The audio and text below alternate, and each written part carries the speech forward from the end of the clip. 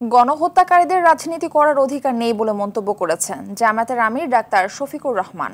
সকালে খুলনা নগরীর সোনাডাঙ্গায় মহানগর ও জেলা জামায়াত আয়োজিত রুকন সম্মেলনে তিনি এসব কথা বলেন। এ সময় অন্তর্বর্তীকালীন সরকারের উদ্দেশ্যে বলেন, রাজনৈতিক দলসহ সকল স্টেক হোল্ডারদের সঙ্গে আলোচনা সাপেক্ষে সংস্কার ও নির্বাচনের রোডম্যাপ তৈরি করে যৌক্তিক সময়ের মধ্যে গ্রহণযোগ্য নির্বাচন দিয়ে সরকারকে বিদায় নিতে হবে। জামায়াতের সেক্রেটারি জেনারেল অধ্যাপক মিয়া গোলাম পরওয়ার, কেন্দ্রীয় মজলিসের শুরা সদস্য অধ্যাপক মাহফুজুর রহমান, কেন্দ্রীয় নির্বাহী পরিষদ সদস্য মোহাম্মদ মোবারক হোসাইন ও খুলনা অঞ্চল সহকারী পরিচালক মাওলানা আব্দুল কালাম আজাদ এ সময় উপস্থিত ছিলেন। এইভাবে হাজার মায়ের বুক ফাটা কান্না।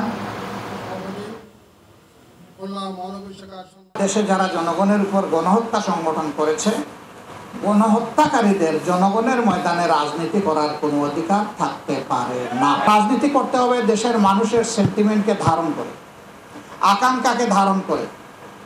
বাইরের কারো তুষ্টির জন্য দেশের রাজনীতি আর চলবে না। যেই জাতি এই দেশকে স্বৈরাচারের কলঙ্ক মুক্ত করেছে বুকের রক্ত দিয়ে, সেই জাতি এই দেশের স্বাধীনতার সার্বভৌমত্বের পাহারাদারি করতে হবে কারো সাহায্য ছাড়াই, ইনশাআল্লাহ।